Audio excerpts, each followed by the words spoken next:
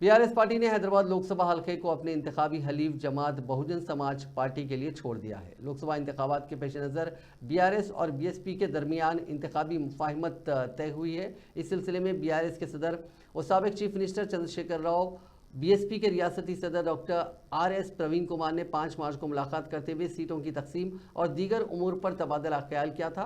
इब्तिदा में बीएसपी ने पेद्दापल्ली और नागर कर्नूल पार्लिमानी हल्के को उनके लिए मख्तस करने की ख्वाहिश की थी, लेकिन बताया गया कि पेद्दापल्ली लोकसभा से बीआरएस पार्टी ने पहले ही साबिक वजीर कोपुला ईश्वर को उम्मीदवार बनाने का ऐलान कर दिया है, जिसके पेश नज़र पेद्दापल्ली के बजाय हैदराबाद लोकसभा हल्के को बीएसपी के लिए छोड़ देने का फैसला किया गया है।